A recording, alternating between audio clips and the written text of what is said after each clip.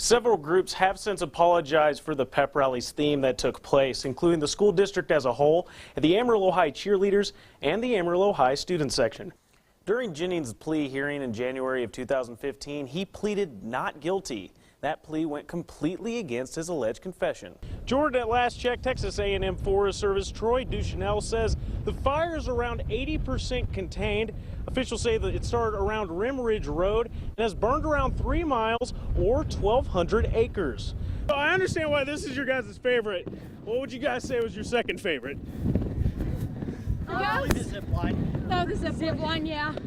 Major Johnson says the Salvation Army's mission statement is to meet human needs in the name of Jesus Christ without discrimination. Jackie, it happened just after 8:30 last night. Police were sent to the 1800 block of South Grand on a welfare check. They found 28-year-old Zachary Cooper of Canadian dead with a gunshot wound to his torso. As you can see from this image, the truck glided into the restaurant just a few yards away from where patrons are sitting. And officials we spoke with say they were lucky this situation wasn't nearly as deadly as it could have been.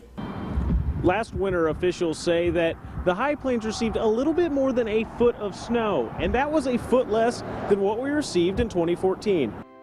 Private First Class Elmer Mathis finally got the send-off he deserves after remains of his body were recently found in Tarawa, Japan, almost 73 years after his death in 1943.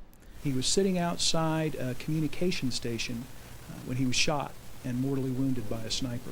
Mathis's family left Hereford in the mid-1950s. They are now returning to give their loved one a proper burial. They asked for help from the First United Methodist Church of Hereford, and the church tells us it couldn't be more happy to assist. I just think it's very important that as a community and as a church, we take some time to thank those who have made that sacrifice, and that's really a significance of Memorial Day weekend. So this is an appropriate weekend to have this service. Though Mathis's death was many years ago, his youngest sister, Mary Jo Hobson, says she can still remember the kindness he always displayed.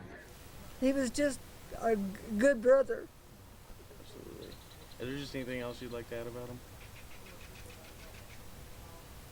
I'm glad he's home.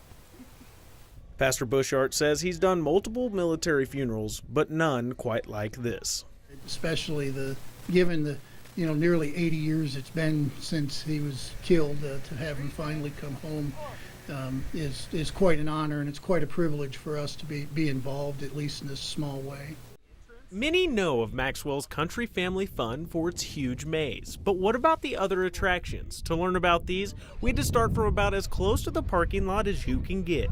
While our photojournalist Audrey Roberson was enjoying herself on the wagon ride, I caught up with the Flynn family.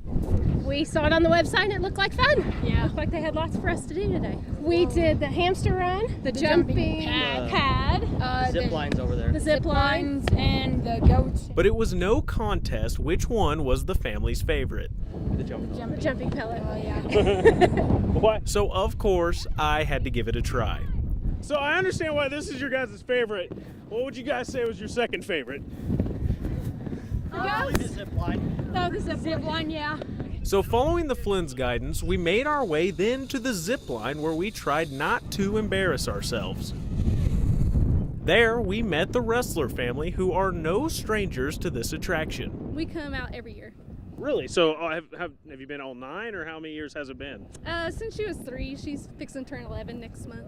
Other events include apple cannons, where you can pick on your college rival. We shot UT at the apple shooting thing. That was good. And watching a national pumpkin chunking competitor launch the season's main vegetable across the property. Yeah, we've just had fun with it here at the pumpkin farm on the weekends, just putting on a show for folks. And we haven't really taken it to competition, so this time we're going to take it to Aurora, Colorado here in 2 weeks.